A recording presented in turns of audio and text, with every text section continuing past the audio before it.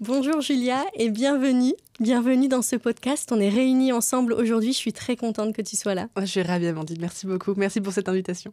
On est dans un super studio ensemble à Paris. Donc, c'est une belle occasion d'avoir des belles images, d'être ensemble. C'est génial. C'est magnifique en plus. Ouais, magnifique. C'est magnifique. Et puis, moi, j'avais très envie de t'inviter. Alors, je vais raconter pourquoi. Parce que tu es entrepreneur depuis une dizaine d'années, peut-être même 13 ans maintenant, si j'ai bien calculé quand j'ai fait mes petites recherches. Est-ce que tu peux me dire si c'est le cas ? Un petit peu moins, ouais. Un petit peu moins ? Ouais. Combien ? Ma fille a 13 ans, donc moi je suis entrepreneur, ouais, c'est ça. Et donc moi je suis entrepreneur depuis, du coup ça fait 10 ans à peu près. Ouais. 10 ans, ah ok, ouais. Mais c'est pour ça que j'avais noté l'âge de ta fille. Ouais, c'est ça exactement. C'est de là que tout a commencé, donc je pense que c'est pour ça. Et tu viens de parler de ta fille, donc tu as 2 filles exactement. Tout à fait. Et moi c'est ce qui m'inspire en fait chez toi, c'est que tu es entrepreneur et maman. Et surtout, tu es entrepreneur dans le domaine, je vais vulgariser un peu, mais dans le domaine des médecines alternatives, tu as une approche holistique de l'accompagnement, à la fois sur notre puissance personnelle, notre état d'être, mais aussi pour les entrepreneurs. Et c'est ça que je trouve inspirant aujourd'hui. Et c'est pour ça qu'on va parler aujourd'hui avec toi de qu'est-ce que c'est être CEO, dirigeant, chef d'entreprise spirituel. Avec un immense plaisir. Ah oui, et je tiens à préciser aussi que tu m'avais envoyé ton livre Bien vivre son 4e trimestre de grossesse, parce que je t'avais interviewé il y a 2 ans sur la page Instagram d'Ether d'Alma. Ouais, je me rappelle bien. Donc tu as écrit aussi un livre. Ouais, j'en ai écrit plusieurs depuis. J'ai écrit celui-ci, donc mon tout premier. Je l'ai associé après avec un livre de recettes pour que les femmes puissent vraiment s'empuissancer et du coup bien manger et se faire accompagner par leurs tribus qui peuvent du coup leur faire à manger. Et j'ai écrit un tout petit livre du postpartum aussi qui se met dans toutes les poches, etc., qui est hyper facile à transporter. Et j'ai aussi créé un oracle depuis. Donc il y a pas mal de choses qui ont changé pour moi. Ah oui, et ton oracle, comment il s'appelle ? C'est l'oracle des merveilleuses. C'est un oracle vraiment pour accompagner les femmes et les mères, pour vraiment se connecter à elles, avoir des messages pour la journée ou pour le mois, etc. Mon but, c'est vraiment de permettre aux femmes de créer du temps pour elles, pour qu'elles se ressourcent et qu'elles se connectent en fait avec ce qui est important pour elles. Et donc, il y a plein d'outils, du coup, vous vous en rendez compte pour rejoindre l'univers de Julia. Mais du coup, tu accompagnes aussi en individuel. En fait, tu as des accompagnements de groupe et individuels. Est-ce que tu peux nous décrire un peu Avec plaisir, oui. En fait, mon but à moi, c'est vraiment de pouvoir accompagner les femmes. Donc, j'ai plusieurs outils. Et moi, ce que j'adore, c'est le coaching. En tout cas, être dans cet accompagnement en one-on-one. Et donc, j'accompagne des entrepreneurs dans des processus qui durent 4 mois, où on est ensemble toutes les semaines, avec une semaine d'intégration à chaque fois, mais on est vraiment ensemble pour avancer sur des sujets, des problématiques, des projets en fait entrepreneuriaux. Et mon but à moi, c'est vraiment d'accompagner ces entrepreneurs à s'empuissancer au maximum et de se dire que dans l'entrepreneuriat, il n'y a pas que la stratégie, il y a aussi tout le mindset, il y a aussi tout l'émotionnel, il y a tout en fait. C'est pour ça que j'appelle ça un accompagnement holistique. Et donc là, je prends énormément de plaisir à accompagner ces femmes entrepreneurs-là parce qu'elles sont créatives, elles ont beaucoup d'envie, elles ont envie de changer le monde, elles ont envie de rayonner aussi. Et donc, j'adore ça. J'adore aider les femmes à trouver cette place-là. Et à côté de ça, j'ai des accompagnements qui sont plutôt des accompagnements pour les mères, pour l'instant. Donc, j'ai fait jeune maman et pour les mères en général. Et ça me plaît énormément parce que j'adore aussi ces effets de groupe, cette sororité, ces échanges entre femmes et le fait de voir des femmes qui avancent ensemble. Pour moi, c'est très, très nourrissant. Donc, il y a de l'individuel et du collectif, en effet.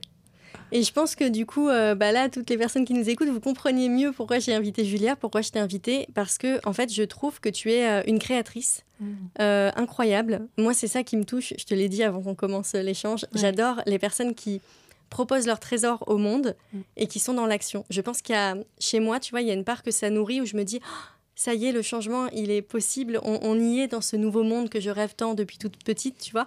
Et quand je te vois faire comme ça et tout créer, moi, ça m'inspire beaucoup. Et en fait, ce qui me touche aussi dans ton approche, c'est que souvent, quand on est dans le féminin, donc là, tu es beaucoup dans le féminin en accompagnant les femmes, d'une manière générale, toutes les femmes, comme tu le disais, les mères, mais pas que les mères, en fait, toutes les femmes. Et quand on est dans ce milieu-là, et notamment la sororité, il y a ce truc de je donne, tu vois, je donne. Et je donne pour l'autre, et notamment en termes de prestations, les prix qui sont pas forcément justes pour que ce soit nourrissant pour l'entreprise aussi et pour soi, ou alors donner trop de son temps, etc. Et du coup, je vois beaucoup de femmes qui ont énormément de talent, mais qui ne sont pas mis en œuvre parce que l'entreprise n'est pas là, la structure entreprise n'est pas là pour les soutenir.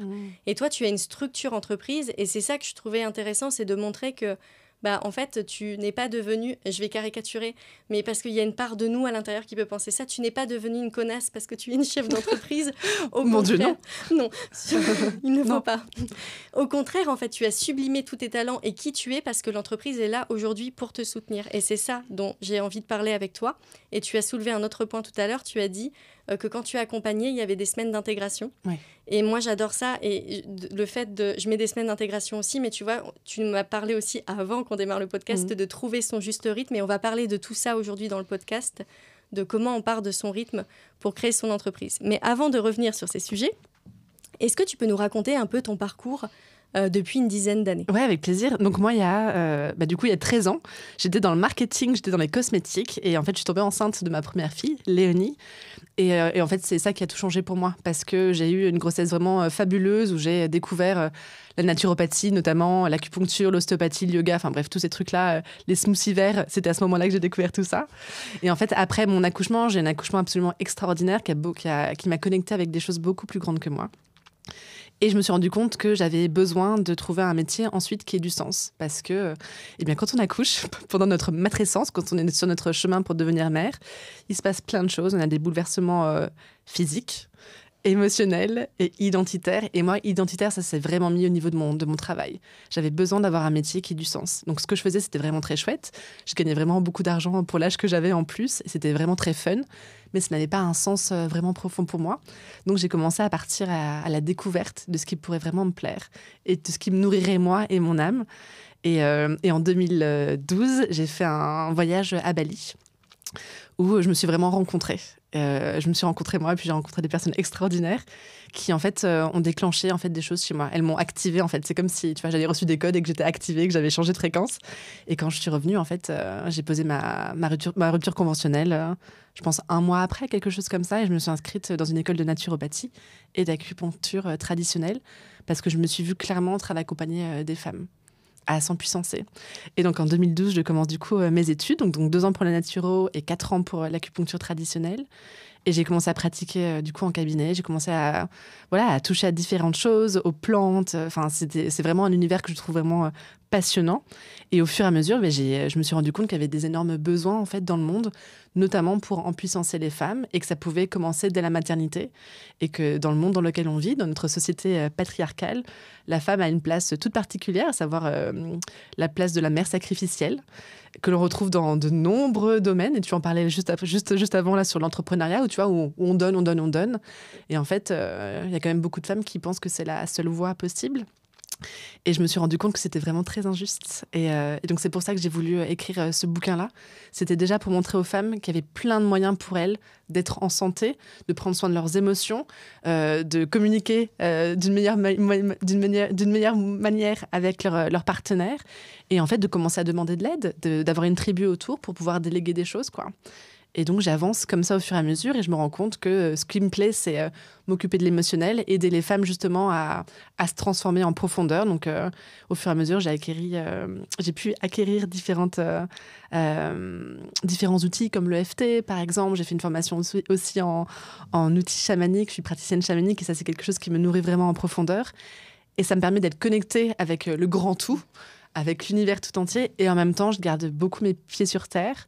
Et pour moi, c'est ce que tu disais, c'est que ce qui est important pour moi, et notamment en tant qu'entrepreneur et CEO, c'est d'avoir cette structure-là, ce côté vraiment yang, qui me permet d'être structurée, d'avoir un côté vraiment carré pour continuer à avancer d'une manière forte, je trouve, et en même temps de m'autoriser aussi à aller dans cette énergie plus yin, plus féminine, avec le flow, avec l'intuition. Et je pense que, en tout cas, l'entrepreneuriat que j'imagine, moi, pour les années qui vont arriver, c'est un entrepreneuriat qui permet aux femmes d'être dans ces deux énergies-là et dans quelque chose, tu vois, vraiment d'équilibré. Parce que quand on est beaucoup trop dans le faire, qu'est-ce qui peut se passer ? On peut aller vers un burn-out, par exemple. Ça, j'en vois beaucoup dans mes clientes. Ou sinon, l'inverse, c'est qu'on est vachement dans notre yin et dans notre flow. Et en fait, il n'y a rien qui s'incarne dans la matière. Et donc, moi, ce que j'adore, c'est travailler sur la 5D, enfin, tu vois, tout ce qui est vraiment fréquentiel, énergétique, etc. Et revenir aussi dans la 3D, dans le monde, dans le concret, dans la matière. Parce que c'est là qu'on a décidé de s'incarner et c'est là qu'on est en train de faire notre job. Donc, c'est important pour moi d'être vraiment dans ces 2 plans-là et j'adore pouvoir transmettre ça. Donc, en gros, c'est ce que j'ai fait, tu vois. Être dans un métier vraiment très fun, mais me rendre compte qu'il y avait autre chose qui m'animait davantage et en puissancer les femmes, et notamment les entrepreneurs, c'est quelque chose qui me tient vraiment à cœur parce que je trouve qu'on peut toucher tellement de monde quand on a cette place-là. Tu sais, ce que tu viens de partager, ça me fait penser à l'intervention de Anne-Marie Douchet-Morin, qui est une sage-femme que j'ai interviewée sur le précédent podcast. Et elle a dit dans l'épisode que donc elle, à la base, elle était sage-femme. Elle a rendu un peu elle n'a pas rendu son diplôme de sage-femme, tu sais, hein, quand on est sage-femme, c'est notre identité, je pense qu'on reste sage-femme, mais en tout cas, elle a décidé d'exercer son métier autrement. Et du coup, elle est arrivée dans le milieu du business en ligne et elle a dû prendre sa place de dirigeante et de CEO. Et elle a dit que pour quelqu'un comme elle, qui est très dans le flow, tu sais, elle n'est pas du tout dans la structure et tout, d'avoir remis ses mains comme ça dans la structure, ça lui avait permis de décupler sa puissance. Et en fait, là, ce que tu viens de dire, comment je pilote mon entreprise avec à la fois de la structure, de la stratégie, et en même temps d'être dans le flow et de recevoir des enseignements qui ne sont pas forcément d'ici, mais même d'ailleurs, dans d'autres sphères. Ouais. Pour toi, c'est l'entrepreneuriat de demain. Oui. Et souvent, il y a des personnes qui se disent « ok, mais moi, mettre de la structure, moi, j'ai pas envie parce que ça me freine, ça me bloque. » Et elle racontait que ça lui avait permis de décupler sa puissance. Ouais. Est-ce que tu peux nous partager là-dessus comment toi, tu l'as ressenti ? Moi, je gagne en liberté quand je suis structurée. Quand je suis structurée, par exemple, dans tout ce qui va être administratif, compta, finance, quand je sais que j'ai quelqu'un qui est là, qui est à mes côtés, parce que c'est pas là que j'ai envie de passer le plus de temps, je sens que c'est safe pour moi, c'est sécure. Et quand c'est sécure, du coup, je peux y aller, quoi. Ça me permet de voir quels seraient mes objectifs, comment est-ce que je peux faire pour les atteindre. Moi, j'adore travailler, tu vois, en imaginant le chiffre d'affaires, par exemple, que je veux avoir pour la fin de l'année et savoir comment ça va arriver, tu vois. Mais ça, je peux l'avoir que si j'ai une structure aussi, pour me dire, tiens, en fait, j'ai envie d'avoir ce chiffre d'affaires et pas que j'ai envie parce que c'est joli, etc. Non, j'en ai envie parce que j'ai des besoins personnels, j'ai des besoins professionnels, j'ai envie de pouvoir payer les personnes avec qui je bosse. Et je veux aussi développer d'autres projets pour moi et pour le monde. Et donc, j'ai besoin d'avoir cette structure-là. Et quand je suis là-dedans, après, ça me permet, moi, de pouvoir créer de manière décomplexée aussi.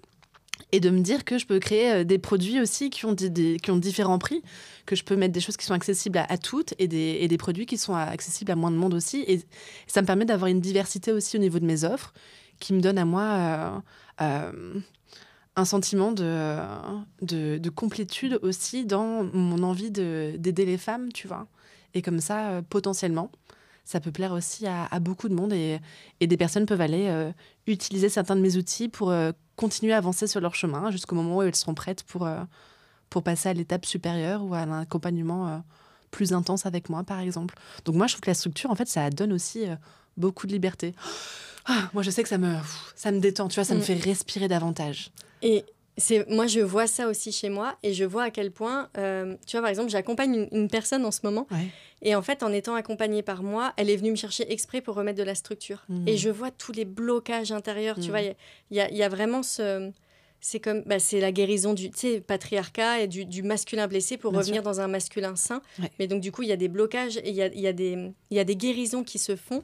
En fait, c'est pas juste je mets ça en place comme structure dans mon entreprise et ça se fait comme ça et j'ai juste besoin de faire. Ça passe par une guérison intérieure qu'on a à faire avec le masculin. Est-ce que tu l'as vu, ça ? Complètement. Et ce que je trouve fabuleux, c'est que là, tu parles de guérison et en fait, on se rend compte que grâce à l'entrepreneuriat, grâce au chemin que l'on peut prendre en tant qu'entrepreneur, on peut aller guérir tellement de parties de nous qui n'ont parfois rien à voir avec l'entrepreneuriat, mais en même temps, ça a à voir avec ça aussi.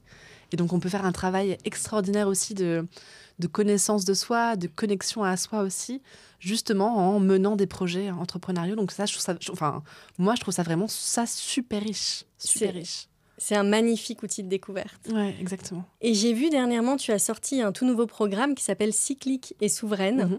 Et parce que tu parlais des programmes, différents prix, etc., de ce que tu proposes. Justement, on va parler de ça, de cyclique et souveraine. Moi, c'est un sujet qui me passionne parce qu'avant, j'étais conseillère en symptothermie, en contraception naturelle. Donc, j'accompagnais les femmes à observer leur cyclicité, à voir quand est-ce qu'elles étaient en période d'ovulation, en période de règles, etc. Et la cyclicité, elle existe énormément chez les femmes. Chez les hommes aussi, mais elle est beaucoup plus visible chez les femmes. Toi, tu les accompagnes pour qu'elles puissent aller voir leur cyclicité. Et tout à l'heure, on parlait de rythme, de trouver le juste rythme pour soi. Est-ce que tu peux nous en parler ? Comment toi, tu fais pour trouver le juste rythme pour toi dans ta vie et en tant que CEO et dirigeante de ton entreprise ? Avec un immense plaisir. Je trouve que c'est vraiment une piste qui est essentielle. Et en tout cas, je trouve que ça ouvre énormément de portes à partir du moment où, en fait, on commence à regarder ça. Pourquoi ? Parce que donc, moi, j'ai J'ai un amour vraiment très, très profond pour la nature, pour tout ce qui nous entoure, etc.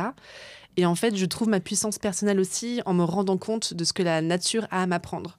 Et en fait, quand on regarde la nature et ce qui se passe dans les différentes saisons de l'année, en fait, on se rend compte que c'est exactement la même chose qui se passe à l'intérieur de nous, que ce soit dans une journée, dans un mois ou dans une année.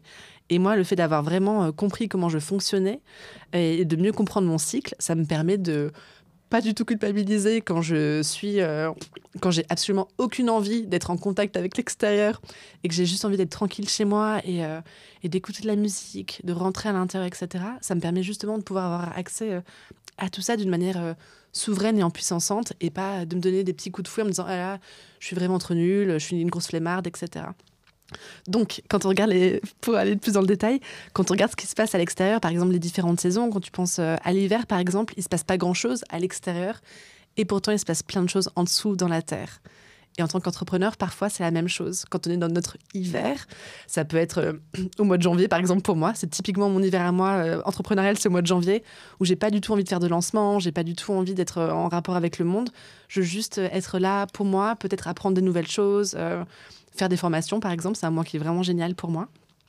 Ça me permet d'être dans un vide créatif qui me fait pas du tout culpabiliser. Parce que justement, dans la société patriarcale et dans la société très yang dans laquelle on est beaucoup valorisé avec le faire, avec le plus. Allez, faut y aller, il faut être au taquet, etc. Non, je pense qu'on peut aussi s'inventer un entrepreneuriat qui nous ressemble. Et en regardant le cycle et les saisons, on peut se rendre compte qu'il y a certains moments de l'année ou du mois ou de la journée où en fait j'ai juste besoin d'être tranquille, quoi. Et pour moi, par exemple, c'est le mois de janvier, ou ça peut être pendant les premiers jours de mes règles, par exemple. Je sais quand J1, J2, en général, je suis plus fatiguée. C'est comme ça. Je suis pas obligée d'aller contre ça. Je peux aussi l'accueillir pleinement parce que je sais que ça va passer. Je sais que dans la semaine qui va suivre, mon énergie va vraiment remonter. Et je l'accueille. Et le fait de l'accueillir, en fait, ça change tout. Parce que on est dans une énergie qui est fluide. On n'est plus dans de la résistance. Et donc ça, je trouve que ça aide énormément. Et donc, si on regarde les différentes saisons, après l'hiver, vient le printemps. Et pour une entrepreneur, c'est quoi ? C'est le moment où les projets pour lesquels on a eu beaucoup de rêves, ou les projets qu'on a imaginés pendant cet hiver, ils peuvent vraiment émerger et comme des bourgeons, des fleurs, vraiment sortir des profondeurs pour aller vers l'extérieur. Et c'est souvent dans ces moments-là qu'on va commencer à parler de nouveaux projets avec nos équipes, par exemple, pour sentir un petit peu ce qui se passe pour elles. Comment est-ce que tu sens ça ? Est-ce que tu penses que c'est une bonne idée aussi ? Parce que moi, j'aime bien aussi intégrer mon équipe, non pas parce que j'ai pas confiance dans mes projets, mais parce que j'aime en fait imaginer qu'on est toutes au service aussi de mon entreprise. Et donc, j'aime demander les idées des autres, etc. Donc, c'est un bon moment pour moi, au niveau du printemps, d'en parler et de commencer à poser des choses plus concrètes. Donc, je pars du yin de l'hiver, de l'imagination, du rêve. Et là, je commence à rentrer dans la matière, dans du yang. Et là, je pose des choses, quoi. Je commence peut-être à poser des chiffres. C'est ce qui se passe en ce moment pour moi. Là, je vais créer ma retraite du mois de juin. J'en ai rêvé là, le mois dernier, par exemple. Et là, c'est mon printemps arrive, il est là. Qu'est-ce que je fais ? J'ai commencé à téléphoner à des lieux. J'ai un lieu qui est confirmé. Je suis en train de faire tourner mes tableaux Excel pour savoir ce qui a du sens pour moi au niveau de cette offre-là. Et ensuite, après le printemps, je sais que ce qui va se passer, c'est que je vais pouvoir en parler au monde. Je vais pouvoir, après avoir brainstormé avec mon équipe, je vais pouvoir faire des appels. Je vais pouvoir en parler à ma communauté de manière beaucoup plus concrète. Par exemple, pour une entrepreneur, ça serait le moment des brainstorming est passé. Donc là, c'est les sales calls, par exemple. C'est les appels de vente, oui. Les appels de vente, merci. Donc, c'est des appels de vente. C'est le fait vraiment d'en parler au monde. C'est quand on pense à l'été, par exemple. L'été, c'est à un moment donné, on adore être à l'extérieur, être en échange avec l'autre. Quand on regarde notre cycle menstruel, nous les femmes, c'est la période d'ovulation, donc on est hyper magnétique. À ce moment-là aussi, c'est comme un moment pour en profiter. Et bien, en tant qu'entrepreneur, c'est vraiment un moment là où je sais que je sens que j'ai vraiment envie d'être en contact avec l'autre et être dans l'échange. Tu vois, c'est dans le donner et recevoir. C'est pas je donne ou je reçois uniquement, c'est vraiment d'être dans cet échange-là. Et après, quand je commence à aller dans mon automne, là, j'arrête ce que j'ai commencé à mettre en place, je finis, je crée rien de nouveau. Et je commence tout doucement à re-rentrer aussi à l'intérieur. Et ça m'aide énormément, en fait. Et je peux voir ma vie comme ça, je peux voir un projet comme ça, je peux voir mon année comme ça, je peux voir plein de choses comme ça. Et vraiment, je les associe à ces moments qui sont là. Et c'est quelque chose que j'adore aussi montrer à mes clientes, parce que parfois, je sens qu'il y en a qui sont fatiguées, par exemple, et qui vont vouloir pousser encore, et pousser encore, et pousser encore, parce qu'elles se sont mises dans la tête qu'elles voulaient faire un lancement à tel ou tel jour. Mais en réalité... qu'est-ce qu'on s'en fout? Ce qui est hyper important, je trouve, c'est justement d'avoir un entrepreneuriat différent de ce qu'on pouvait voir dans les années précédentes. Avoir un entrepreneuriat qui est sain, qui nous nourrit, qui nous porte, qui est vraiment à notre service et pas le contraire. Et donc, quand on sait qu'on est fatigué et que finalement, notre lancement, on va le décaler de 1, 2, 3 semaines, etc., ou même 1 ou 2 mois, c'est pas très grave en réalité. Il n'y a personne qui va mourir. Hein. Pour rappel, on fait de l'accompagnement. Et on n'est pas chirurgien cardiaque, quoi. Donc, il n'y a personne qui va mourir. Et nous, par contre, on va gagner confiance en nous parce qu'on va se rendre compte qu'on peut faire confiance aussi à notre corps, qu'il mérite d'être respecté, d'être honoré. Et d'être dans ce rythme-là, ça nous permet d'être dans la créativité et dans l'action. Ça nous permet vraiment de jouer en fait avec tout ça de manière beaucoup plus saine, je trouve. Et quand les entrepreneurs sont là-dedans, je trouve qu'elles sont tellement plus épanouies, ça se voit sur leur visage, elles ont du coup envie, elles sentent qu'elles vont pouvoir refaire des lancements, que ce sera juste pour elles et facile. Et ce sera plus une course, tu vois, vers l'épuisement ou vers le plus. C'est vraiment le yin, le yang, tu vois, l'énergie masculine et l'énergie féminine. On sort du masculin ou du féminin blessé et on sent puissance et on accueille ces deux parties à l'intérieur de nous. Je sais pas ce que t'en penses, mais je te vois hocher la tête, donc j'imagine que t'es assez d'accord avec ça. J'en pense que j'adore ce que tu partages. Et sur le podcast, il y a un épisode qui s'appelle Intégrer la cyclicité de son entreprise, où du coup, je parle des différentes phases et de tout ce que tu viens d'évoquer. Et en fait, c'est juste passionnant, tu vois, quand tu entends quelqu'un d'autre en face de toi parler de ça et parler depuis ta singularité à toi de cette cyclicité. Parce que tu vois, quand on étudie notamment la cyclicité du cycle féminin, il va y avoir... le livre de Miranda Gray, Lune rouge, où après on part dans quelque chose de codifié. Mais en fait, ce qui est important, c'est de se libérer du codifié pour avoir notre propre rythme. Et moi, je vois, je suis vraiment intéressée là parce que je vais te poser une question, mais moi, je vois que les Terres d'Alma, elle a une entité vibratoire assez spécifique, cette entreprise. Je trouve qu'elle pourrait être plus douce, mais bon. Non, elle me soutient beaucoup. Mais elle a une force.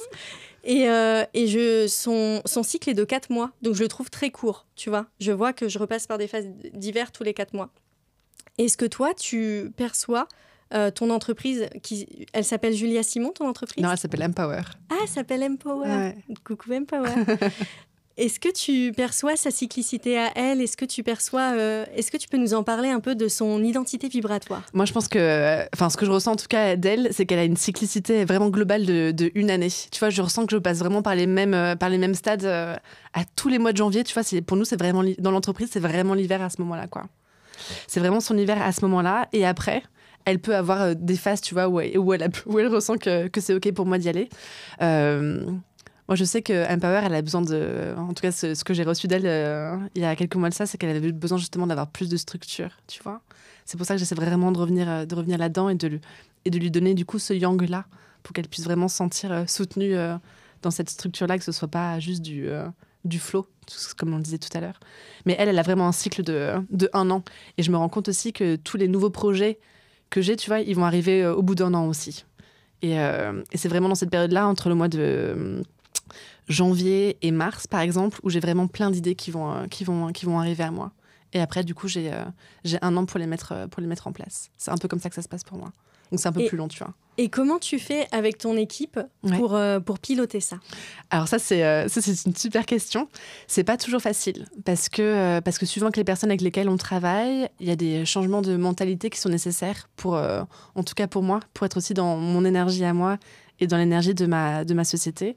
Et je sens que j'ai dû faire des choix récemment aussi, de dire au revoir à certaines personnes parce qu'en fait, ça matchait plus comme je le souhaitais.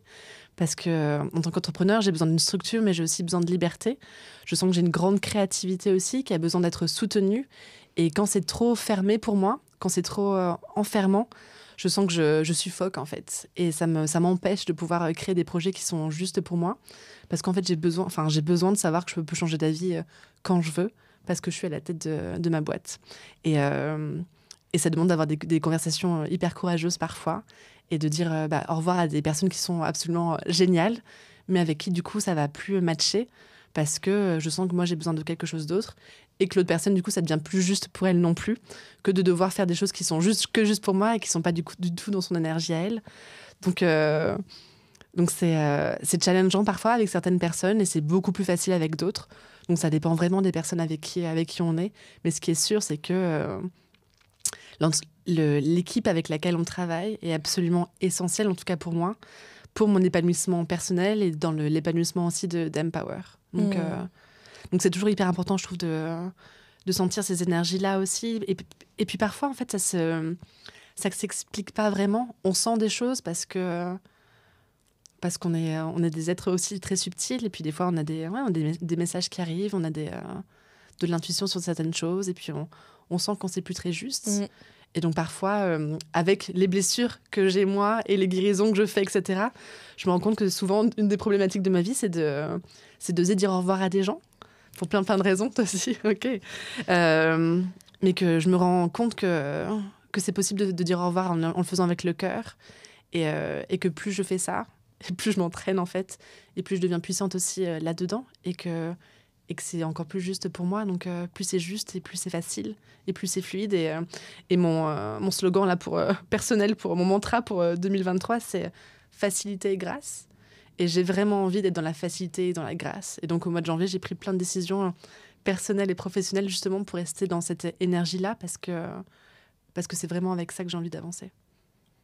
Ça me fait penser à quelque chose, ce que tu dis sur la difficulté à dire au revoir. J'ai arrêté une collaboration avec une personne qui était mon assistante depuis 1 an et 2 mois. Donc forcément, on avait un lien fort, tu vois. Mais en fait, on n'avait plus la même vision pour l'entreprise.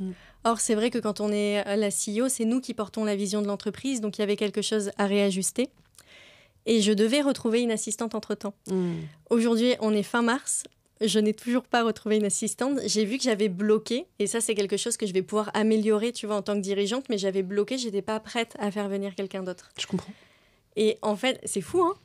Et je comprends tout à fait. Et là, ce que tu partages, c'est hyper beau et c'est très profond parce que parfois aussi, on a besoin de temps. Il y a le temps de deuil aussi après le départ de quelqu'un. Tu vois, il y a cette phase de deuil. Et puis, il y a cette phase aussi où on a besoin de vraiment se reconnecter avec ce dont on a vraiment besoin. Qui je suis moi maintenant en tant que CEO? Est-ce que j'ai vraiment besoin des mêmes personnes? Est-ce que si je reprenais la feuille de route de mon assistante, par exemple, est-ce que du coup, ça matcherait toujours celle que j'ai faite il y a 2 ans? Probablement pas. Et donc, c'est aussi de revenir à soi et se dire de quoi j'ai besoin, de qui j'ai besoin et à quoi, en fait, elle va ressembler, cette personne-là, dans son énergie, dans ses valeurs. Et moi, j'aime beaucoup ce que partage Regan Hiller. Tu sais que j'ai eu la chance de rencontrer le mois dernier. Oui, ça paraît être le mois dernier, mais c'était l'an dernier quand je suis allée au Costa Rica. Elle parle beaucoup de ce seuil de tolérance aussi, tu sais. On pourrait avoir tout ce qu'on veut, hein, c'est sûr. Mais en fait, on est vraiment là où est notre seuil de tolérance. Et mon seuil de tolérance, je me rends bien compte qu'il monte aussi au fur et à mesure de mes envies, de mes besoins, de mon énergie aussi personnelle. Et donc, c'est bien normal parfois de vouloir faire des shifts. Et quand les personnes autour de nous ne sont pas capables ou n'ont pas envie, c'est tout à fait OK de faire ce shift-là. Du coup, je trouve que la meilleure chose à faire, c'est de dire au revoir. Et que ce temps-là, tu vois, de se reposer, de se dire, attends, mon seuil de tolérance, il est où maintenant? Parce que je sais que c'est ça que je vais attirer finalement. La vie que je vais avoir, ça va être avec ces personnes-là. Donc, c'est tellement important de faire un point là-dessus, tu vois. J'en suis où là? Qu'est-ce que je veux? Et tu vois, cette pause, moi, ce qu'elle m'a permis de faire, c'est que je suis dans un mastermind avec plein d'entrepreneurs à succès, définissons-le comme ça. Okay. Et en fait, il y en a beaucoup donc déjà qui ont des assistants personnels, une équipe, une OBM ou un OBM, donc Online Business Manager, qu'on peut aussi appeler intégrateur ou qu'on peut appeler bras droit. Et en rentrant dans ce mastermind, je me suis dit non, mais moi, je ne suis pas au niveau, je ne peux pas. Et, tu vois. Et en fait, ce qui se passe, c'est que là, depuis le début du mois, c'est devenu une évidence pour moi. J'ai besoin d'avoir un bras droit ou une bras droit dans l'entreprise. Donc là, normalement, ça va se faire le mois prochain. Et en fait, je vois que cette période où j'ai pris du temps, tu vois, pour me reposer par rapport à cette fin de collaboration, ça m'a fait grandir. Et je me suis rendu compte que j'avais plus envie de passer autant de temps dans les tâches opérationnelles de l'entreprise. Je comprends. Mais de garder plus de place dans le côté visionnaire et dans l'accompagnement, parce que si on fait ce métier, c'est qu'on adore ça aussi. En tout cas, moi, j'ai envie de le garder. Ouais. Et donc là, il y a quelque chose qui va s'opérer où ça va pouvoir se structurer dans l'équipe avec les personnes. Aujourd'hui, toi, comment est configurée ton équipe? Comment tu fonctionnes? Sachant que j'ai adoré quelque chose quand je t'ai contacté pour pour cet échange, je te le partage parce que vraiment, il y a 2 trucs que j'ai adoré dans nos échanges. Moi, je suis toujours inspirée par les entrepreneurs que je contacte. Il y a toujours des choses qu'on perçoit subtilement ou dans les faits. Je te contacte via Instagram. Je te fais la demande pour savoir si ça t'intéresserait de venir sur ce podcast. Et tu m'as dit, est-ce que tu peux me renvoyer un mail parce que sur Instagram, les messages, etc. Et ça, j'ai trouvé ça génial de recadrer.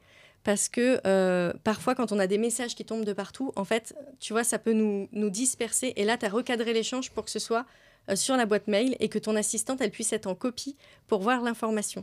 Donc, je me suis dit, génial, super recadrage, j'adore, inspirant. Et il y a un deuxième point, c'est que je t'ai envoyé un mail, tu étais partie en voyage et j'ai trouvé que ton mail de vacances, il était, mais j'ai tellement kiffé. Il y a un moment, tu as dit, si vous m'envoyez cette information pendant que je suis en congé, je ne lirai pas votre mail à mon retour de vacances. Donc, renvoyez-le-moi pour éviter d'avoir une liste à rallonge où en fait, tu passes une semaine à répondre à des mails d'il y a 2 mois, 2 semaines qui sont peut-être plus même d'actualité, tu vois. Et j'ai trouvé ça hyper modélisant pour moi et propulseur, en fait. Je me suis rendu compte, je me suis dit, mon seuil de tolérance, tu vois, il est peut-être pas au bon endroit. Maintenant, je vais réajuster. Donc, merci pour ça. Avec un immense plaisir. Et alors, pour recadrer aussi, donc moi, je t'ai demandé d'envoyer ton email à moi et à Marie. Et en fait, Marie, elle s'occupe vraiment de toute la communication avec moi, le partenariat aussi avec les marques ou les autres intervenants. Et elle s'occupe aussi de tout ce qui est marketing, communication. Enfin, elle a vraiment un poste, en tout cas, qu'elle tient vraiment à merveille. J'adore la manière, tu vois, dont elle est aussi avec les personnes avec qui elle est en interaction. Enfin, tu vois, il y a vraiment quelque chose qui, chez elle, est vraiment super doux. Et en même temps, tu vois, elle cadre aussi, elle structure. Donc, Marie et tout, c'est vraiment une perle dans mon équipe. Et donc, tu vois, Marie, elle est vraiment là aussi pour m'aider avec tout ça. Et en effet, ça me permet, moi, de ne pas perdre sur Instagram tous les messages qui pourraient être super intéressants pour moi, mais que je pourrais oublier. Et après, on en parlera sûrement après. Mais comme je suis maman, tu vois, j'ai pas envie d'avoir une charge mentale qui soit trop forte parce que j'ai envie de pouvoir être vraiment focus sur plein de choses différentes, mais que ce soit facile pour moi. Et donc, le fait, en effet, de demander, tiens, contacte Marie ou contacte Geneviève, par exemple, tu vois, ça me permet vraiment à moi de m'enlever de la charge mentale. Je sais que tout le gros du travail va être fait grâce à elle. Et moi, après, tu vois, j'ai juste à regarder potentiellement mes dates si Marie les a pas sur elle ou si Geneviève les a pas. Et ça, c'est facile. Et juste pour revenir aussi sur mon magnifique email d'absence, je crois que sur les 80 emails que j'ai dû recevoir, il y a une seule personne qui a renvoyé son email après le mois de mars. Après le 8 mars, quand je suis rentrée. Ok. Ouais. Et alors, pourquoi, à ton avis ? Parce que les gens... parce que sûrement, les choses se sont réglées entre-temps. Tu vois, les gens, ils ont toujours besoin de plein de trucs, mais en fait, au final... ils se débrouillent très bien tout seuls. La vie nous amène des informations. Exactement. Après, que j'ai renvoyé aussi à Marie et à Geneviève, par exemple. Donc, Geneviève et Marie ont géré plein de trucs pour moi. Et qu'il y a des gens, tu vois, qui vont juste pas prendre la peine de renvoyer leur message. Donc, c'est peut-être que c'était pas si urgent que ça, en fait. Exactement. Peut-être que c'était pas si urgent, mais il y a aussi quelque chose que je remarque, c'est que parfois, en tant qu'entrepreneur, il y a des outils et on n'est même pas au courant qu'ils existent. Moi, j'ai un outil de messagerie qui s'appelle Spark, mais il y en existe plein d'autres où, en fait, je peux programmer mes messages. Et donc, ça évite de mettre une alerte ou quoi. Et tu vois, si on avait des outils aussi, peut-être qu'ils auraient pu renvoyer. Mais peut-être que c'était pas si urgent. Je suis presque persuadée que la personne qui m'a renvoyé l'email au bon moment l'a programmé. Ah oui. Tu vois, j'en suis sûre. Quelqu'un d'organisé. Je ferais que je lui demande, mais c'est la personne qui s'occupe aussi de tout ce qui est finance, etc. Bon, bref, donc du coup, il est très young, donc je pense qu'il a fait ça. Mais tu vois, il y a très peu de gens, en fait, il y a personne d'autre qui m'a renvoyé l'email en me disant « Ah, j'ai bien vu ton email, etc. » Et intéressant. Oui. Et donc, du coup, tu fonctionnes avec qui aujourd'hui dans ton équipe ? Que ce soit des personnes qui soient en freelance. Est-ce que tu as des salariés ? Non, j'ai pas de salariés, non. On est beaucoup, je trouve, dans les entrepreneurs aujourd'hui, avec nos modèles, etc., à plutôt fonctionner avec des freelances. Carrément. Est-ce que, du coup, tu as des personnes, des prestataires à côté ? Est-ce que tu peux nous décrire un peu comment ça fonctionne, alors, la structure ? Là, le mois de mars. Donc, en ce moment, j'ai donc une personne qui s'occupe de tout ce qui est marketing, communication et partenariat, du coup, avec les marques ou autres entrepreneurs. Donc, ça, c'est Marie. J'ai Geneviève qui va s'occuper de toute la coordination aussi, qui va s'occuper de mes prises de rendez-vous, qui va s'occuper de tout ce qui est administratif et légal pour moi, au niveau des contrats avec mes clientes, celle qui les chouchoute quand elles rejoignent mes accompagnements individuels. C'est aussi elle qui répond, tu vois, aux emails qu'on peut recevoir, parce que j'ai aussi mon cabinet d'acupuncture traditionnelle qui fonctionne toujours à Paris, donc elle peut aussi être en relation avec toutes ces personnes-là et celle qui gère aussi mon agenda, et ça m'enlève une énorme charge mentale. Donc actuellement, j'ai ces 2 personnes-là qui travaillent avec moi tous les jours, du coup. Pratiquement. Après, j'ai une autre personne qui s'occupe de tout ce qui est site internet et qui est toujours là pour moi et qui répond toujours hyper vite et qui est vraiment géniale pour tout ça. Donc, j'ai cette personne-là qui s'occupe de tout ce qui est informatique. J'ai aussi une graphiste qui est là, qui est vraiment en freelance et qui travaille de manière très, très ponctuelle, mais je la trouve géniale et vraiment très rapide. Donc, je sais qu'elle Donc, elle est vraiment super pour me créer mes structures de pages de vente, par exemple. Tu vois, quand on fait les pages de vente, c'est elle qui va tout mettre en place et qui la met directement sur mon site. Donc, c'est vraiment parfait. J'ai une autre personne aussi, Gabrielle, là, qui est en train de rentrer dans mon équipe pour s'occuper de tout ce qui est financier, etc. Ah, bah, on travaille je pense que c'est chez Gabrielle. Ouais, aussi. C'est ça. Et actuellement, c'est tout. Donc, c'est 4 ou 5 personnes, je crois. Ouais. C'est top. Et en fait, je me suis rendu compte aussi que j'ai commencé à déléguer, à demander de l'aide il y a 2 ans et demi, parce qu'avec mes coachings, mes programmes collectifs et du coup ma grosse activité en acupuncture traditionnelle, ça faisait trop pour moi. Et donc, j'ai bien vu que j'avais vraiment besoin d'avoir des personnes autour de moi. Et j'ai commencé à déléguer. Et tu vois, je ne suis pas forcément tombée sur la première assistante, etc. Et c'est pas grave, j'ai changé hyper rapidement au bout de 2 mois. Je me suis dit non, en fait, ça, c'est pas possible. Et donc, du coup, tu vois, c'est aussi OK, je trouve, de se tromper dans les collaborations que l'on peut faire. C'est OK aussi de se dire qu'une collaboration peut très bien marcher pendant 1 an ou 2 ans et qu'après, en fait, ça ne matche plus. C'est carrément OK. On est toujours 2 individus et tout qui avançons sur notre chemin. Et donc, c'est aussi OK, tu vois, de se dire au revoir à un moment donné. Et ce que je trouve vraiment hyper important, c'est toujours de se dire ouais, j'ai de la chance, en fait, de travailler avec ces personnes-là. Et c'est ce que je me dis à chaque fois avec les personnes qui m'entourent, c'est j'ai tellement de gratitude de les avoir dans mon équipe. Vraiment, vraiment, quoi. Et je pense vraiment à elle très souvent et tout, et je me dis, ouais, j'ai de la chance. Mais c'est, en fait, tu vois, un jour, je l'ai déjà raconté, ça, je crois, dans le podcast, mais j'ai déjeuné à midi avec mon père, et en fait, il s'est mis à être très émotif en me racontant le moment dans son entreprise où il avait dû licencier des personnes. Je comprends. Et en fait, il m'a dit, je ne comprends pas ce qui m'arrive. Tu vois, l'émotion est venue, il dit, je comprends pas. En plus, ça fait 10-15 ans, je comprends pas. Et en fait, là, en étant à la tête d'une entreprise, je me rends compte, mais on est une famille, quoi. Et c'est pas des liens familiaux de sang, c'est des liens différents, mais on a quand même un lien très, très fort Bien entre sûr. nous. On est ensemble engagés vers la même vision, oui. On a envie de créer des choses, oui. donc forcément... Et puis, comme tu le dis, il y a des mémoires, des émotions, des choses qui se jouent. Oui. Et moi, maintenant, dans mes collaborations, en début de collaboration, je précise et je dis... si à un moment la collaboration elle ne le fait plus, ça ne le fait plus, ça matche plus, on n'a pas besoin de trouver des raisons. Tu vois, pas besoin d'aller un peu comme dans un couple, tu sais. Non, mais parce que t'as fait ci, parce que t'as fait ça. Oui, on peut exposer, mais c'est pas forcément ça. Des fois, c'est juste énergétiquement, ça fonctionne plus, quoi. Carrément. Et je pense que c'est vraiment super OK de l'accepter comme ça aussi. Ouais. Et ça permet de... tu vois, quand j'accompagne des clientes, je vois, oui, mais du coup, là, ça se passe pas bien, mais je sais pas comment lui dire, etc. Comment toi, tu fais parce que je trouve que quand on a une entreprise, le leadership, il est indispensable de savoir dire les choses, poser les choses, sans avoir peur de vexer l'autre, sans avoir peur de lui faire du mal, etc. Est-ce que tu aurais des bonnes pratiques à nous donner de... Je pense qu'il y a vraiment ce temps... Là, la dernière discussion que j'ai eue, du coup, par exemple, elle était au mois de janvier. Et en fait, je me suis vraiment posée avant. Tu vois, pour moi, je me suis posée et j'ai vraiment pris le temps de réfléchir au pourquoi, quand même, à pourquoi est-ce que cette collaboration devait s'arrêter, pourquoi est-ce que c'était juste pour moi en tant que personne, pourquoi est-ce que c'était juste pour mon entreprise et pourquoi c'était aussi vraisemblablement juste pour elle aussi qu'on s'arrête. Et en fait, j'ai vraiment juste parlé avec mon cœur à ce moment-là. Tu vois, j'ai pas forcément plus justifié que ça. Tu vois, pour moi, la justification, parfois, c'est aussi pas forcément assumer pleinement. Tu vois, c'est juste plus assumer qu'à un moment donné, en fait, ça le fait plus. Et donc, je pense que dire la vérité et parler avec son cœur, en disant qu'on a besoin d'autre chose, qu'on a un tel besoin qui est malheureusement pas assouvi, en tout cas dans lequel c'est difficile d'aller, je le comprends. C'est juste que du coup, il va falloir faire différemment. Et ce qui est peut-être plus juste pour tous les deux, du coup, c'est qu'on arrête notre collaboration là. Et je pense que parler avec le cœur tout le temps, d'être hyper connecté à soi et à son pourquoi à long terme, ça aide énormément. Tu viens de parler d'un point hyper important pour les entrepreneurs, c'est le pourquoi, le grand pourquoi et la vision. Alors, je sais que souvent, toutes les personnes qui sont accompagnées par des business coachs, vous n'en pouvez plus parfois d'entendre tout le temps la vision. Parfois, mais c'est la base. Ouais. J'ai des personnes qui viennent me voir et qui me disent « Non, j'ai déjà travaillé ma vision. » Et moi, je rigole dans ma tête parce que je me dis... Bon, des fois, je le montre, mais j'ai dit, mais non, mais la vision, elle se retravaille même, ça peut être tous les jours, mais au moins tous les 4 mois, enfin, ça dépend, la fréquence, elle dépend de l'entreprise, de sa vibration, etc. Mais c'est en permanence qu'on nourrit notre vision. Est-ce que tu peux nous partager, première question, quelle est ta vision ? Ouais. Et la deuxième, c'est comment toi, tu nourris ta vision. Donc moi, ma vision à long terme et mon pourquoi, le pourquoi je fais ce que je fais, et du coup ça se retrouve dans tout ce que j'ai fait jusqu'à présent, c'est vraiment d'aider les femmes à trouver leur puissance intérieure pour être vraiment souveraines de leur vie. Ça commence, tu vois, par la maternité. Tu vois, le postpartum, pour moi, c'était vraiment ça. C'était vraiment aider les femmes à retrouver leur puissance et utiliser la maternité vraiment pour s'assumer en tant que femme, etc.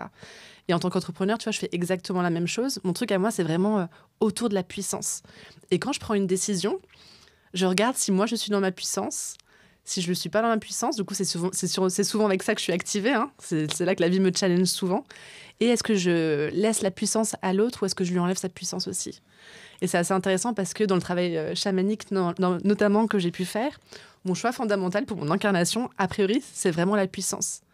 Et donc, dans toutes les questions que je me pose, etc., tout le temps, c'est ça, est-ce que je suis dedans ?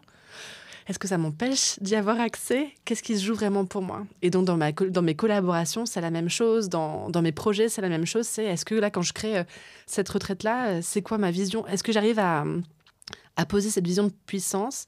Est-ce qu'elle va être présente ? Comment est-ce que je peux la rendre présente dans cet événement ? Donc moi, je suis toujours tout le temps sur ça, quoi. Et je pense que c'est là où parfois la difficulté peut arriver pour certaines de mes clientes, c'est qu'elles oublient en fait leur vision, leur pourquoi. Et quand on passe même juste 10 minutes à reparler de ça en disant « Non mais c'est quoi déjà ton pourquoi ?» et que la personne peut se le réapproprier, etc. La tournure de la session, elle change parce que la fréquence est différente, parce que l'énergie est différente et puis qu'on sent que l'alignement est là et que la personne, du coup, elle avance et qu'il y a plein de peurs ou plein de fioritures qui partent au fur et à mesure parce que ça, c'est pas l'essentiel. L'essentiel, c'est la vision, c'est de se tenir droite et de la porter jusqu'au bout, quoi. C'est fou parce que tu vois, ce thème de vision, moi, je l'ai découvert il y a, je pense, en 2014 à peu près. Mais je trouve qu'il s'est de plus en plus propagé, et sans doute grâce à Simon Sinek, tu vois, qui est un peu la personne dont on envoie les vidéos à chaque fois. Si là, aujourd'hui, tu écoutes ce podcast et tu dis « Ah, ma vision, je sais pas », juste va regarder les vidéos sur YouTube de Simon Sinek, c'est un peu la base. Ouais. Et je m'en rendais pas compte. Et là, tu vois, je vois, par exemple pour moi, c'est que dès que je me force à travailler, ou je râle sur un truc, etc., je vois que c'est le moment où je me suis déconnectée de ma vision. Tu vois, il y a un truc, pour moi, la vision, c'est le carburant au quotidien, en fait. Et je vois des personnes qui se disent « Mais j'ai pas de vision » et qui s'en veulent de ne pas avoir de vision. Qu'est-ce que tu as envie de partager à ce sujet-là ? Je pense que je recommanderais à ces personnes-là juste de créer le temps, de s'autoriser en fait à vraiment retourner à l'intérieur et de pas se donner un timing de temps. Là, au bout d'1 heure, il faut que vraiment je trouve mon pourquoi, tu vois. Non, c'est vraiment de ressentir à l'intérieur, de vraiment se reconnecter avec son âme, avec son propre message et vraiment de retrouver la joie aussi. De retrouver la joie et de retrouver l'élan parce que je pense que notre vision, notre pourquoi part souvent de ça, en fait. Et donc, ces personnes-là, voilà, je leur recommanderais vraiment de retourner à l'intérieur, d'être dans ce vide créatif-là et de laisser, en fait, les choses arriver, de se dire, mais de quoi mon âme a besoin aussi ? De quoi mon âme a besoin ? Et vraiment juste de se dire, je vais arrêter d'écouter mon mental qui me dit que ça, c'est pas possible, que je vais pas y arriver, que logistiquement, ça va être trop difficile et qu'on sait pas comment on fait. Non, c'est vraiment de revenir à l'intérieur et tout a du sens au bout d'un moment, en fait. Et c'est de s'autoriser à vivre ça aussi. Tu vois, à vivre un peu l'inconnu et à se dire, en fait, je sais pas, en fait, c'est OK de pas savoir. On peut pas tout savoir tout le temps, mais par contre, notre responsabilité, c'est quand même d'aller voir à l'intérieur, de se poser la question et d'être à l'écoute, surtout. Ouais. Ça me fait penser à quelque chose que tu viens de dire, c'est OK de pas tout savoir. C'est clair que l'entrepreneuriat, si on attend de tout savoir, on n'avance pas parce que entreprendre, c'est avancer dans l'inconnu, en fait. On ne sait pas ce qui va se passer, mais on a la flamme et le feu intérieur et on y va. Et la foi. Et la foi. Et je dis souvent, il y a 10 muscles dans l'entrepreneuriat et qu'il y a un des muscles, vraiment, pour moi, le plus important à muscler, c'est le muscle de la foi. Et que tu vois, quand on a des périodes de doute, où il y a une crise financière, où là, tu dis « Ah, j'ai plus de trésorerie, comment je vais faire ?» Là, le truc, tu vois, il y a la foi qui est en train de se muscler. C'est vraiment des périodes initiatiques aussi, ces périodes d'hiver entrepreneuriales, quoi. Carrément. Il y a un sujet aussi que j'aimerais aborder avec toi, c'est... donc, tu as été avec la naturopathie, la médecine chinoise, etc. Tu as baigné quand même dans un système de pensée, ce qu'on peut appeler un égrégore aussi, du sauveur, et qui en fait partie, c'est vraiment dans le système de pensée collective du sauveur, du je ne monnaie pas vraiment, enfin je le fais parce qu'il faut un minimum, mais je le fais pas, je veux pas prendre de l'argent aux autres. Et tu es rentré dans un système où tu as des accompagnements haut de gamme, tu as plusieurs gammes de prix en fait pour te rejoindre, mais tu as aussi des accompagnements haut de gamme. Comment tu as fait pour switcher et t'autoriser à valoriser tes services à la juste valeur pour toi? Hyper intéressant. Je crois que je n'y ai pas vraiment trop réfléchi.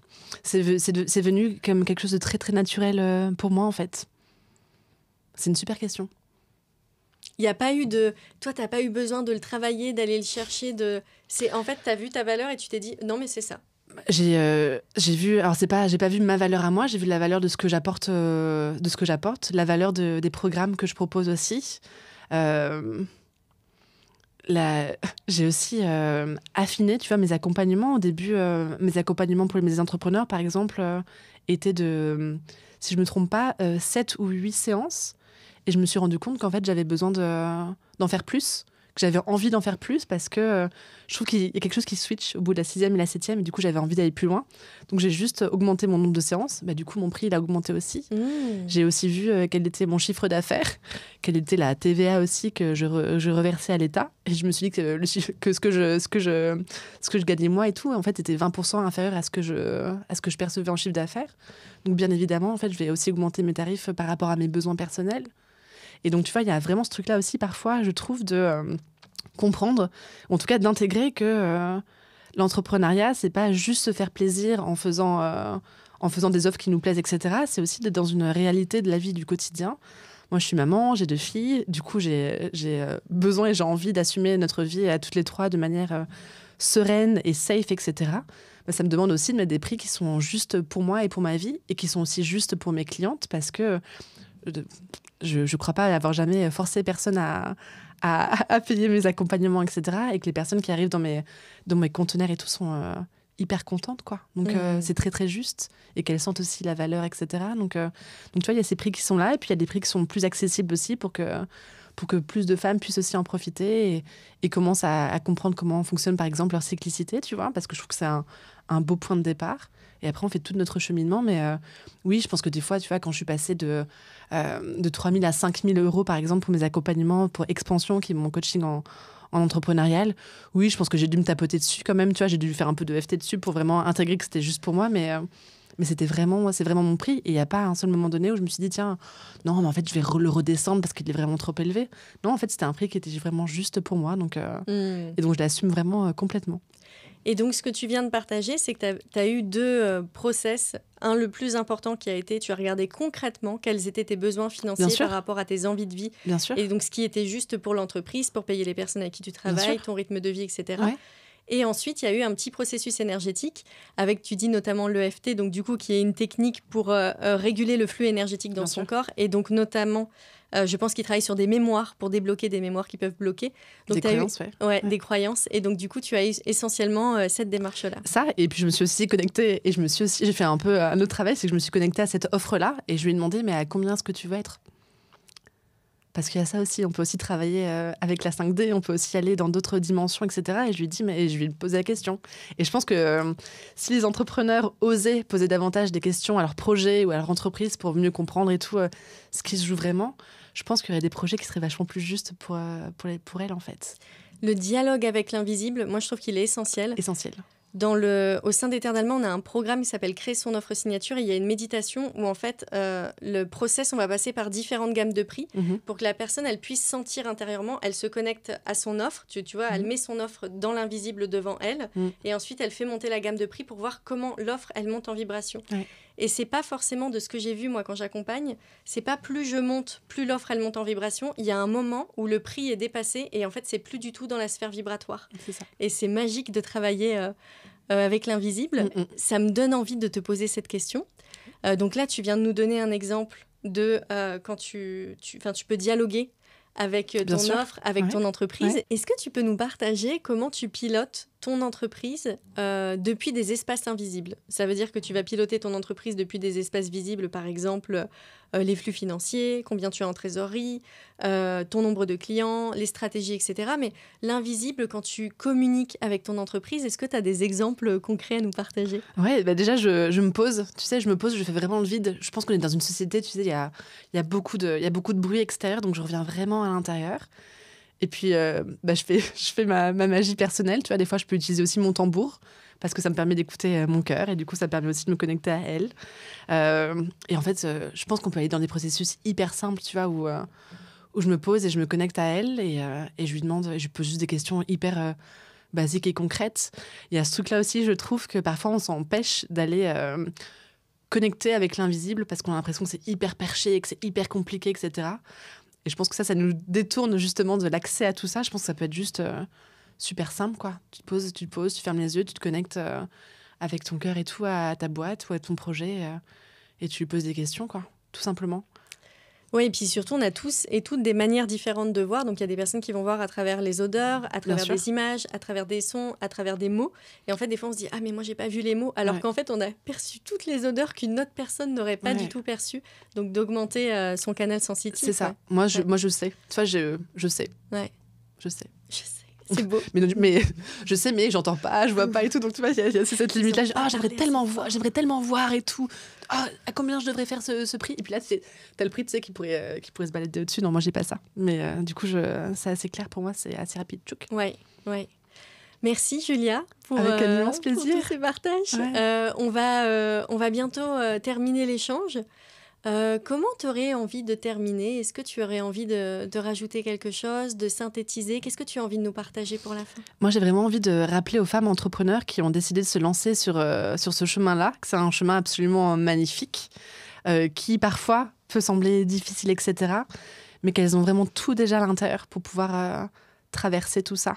Et j'ai envie de leur rappeler à quel point vraiment se connecter aux femmes qu'elles sont, à leur cyclicité, d'oser ralentir parfois, d'oser être dans l'être, mais aussi aller dans le faire, aller dans la créativité, mais aussi dans l'action, avoir vraiment ces deux polarités-là qui sont vraiment présentes à l'intérieur d'elles pour vraiment continuer à avancer.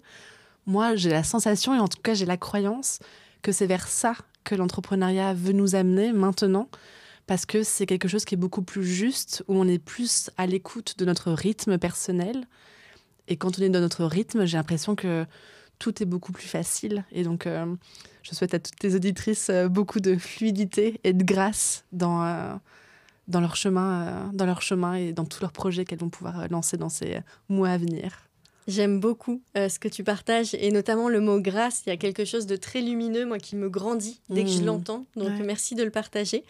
Et tu vois, ce podcast, l'intention, c'est de réconcilier business et spiritualité. Et il y a vraiment ça, en fait, de réconcilier le côté yin, le côté yang, l'esprit et la matière. Et je trouve que tu l'incarnes magnifiquement bien. Donc, je voulais te dire, tout ça, c'est pas que des concepts, en fait, tout ce qu'on raconte. Julia, elle est devant vous. Tu vois, elle est là. Je l'ai touchée. Et on est ensemble et on partage, et c'est des expériences concrètes, en fait. On n'est pas sur de la théorie, c'est là, c'est présent, et c'est, en effet, c'est un nouveau mode d'entrepreneuriat, c'est un nouveau paradigme business qui existe. Ouais. C'est pas dans la tête, c'est en train de s'incarner concrètement, et c'est des entreprises qui génèrent du flux financier, qui ont beaucoup de clients, qui en plus ont une connexion, tu as une connexion forte avec tes clientes, c'est possible, et c'est là. Bienvenue dans le nouveau monde, on y est déjà, et merci de l'incarner aussi bien. Merci Julia. On y est déjà, t'as raison. Merci Amandine. Merci Julia. Si cet épisode t'a plu, je t'invite à co-créer avec nous et à participer à sa diffusion auprès de tes proches, amis et collègues. Peut-être que là maintenant, tu penses à quelqu'un en particulier. Tu peux aussi lui donner une note sur la plateforme, ce sont des petits gestes qui comptent beaucoup pour nous. Et bien sûr, si tu souhaites rejoindre l'univers d'Ether Dalma, tu retrouveras le lien en barre d'infos pour t'inscrire à la formation offerte de 5 jours Leader pour attirer tes clients d'âme et diriger une entreprise prospère. Je te remercie pour ton écoute et je te dis à bientôt.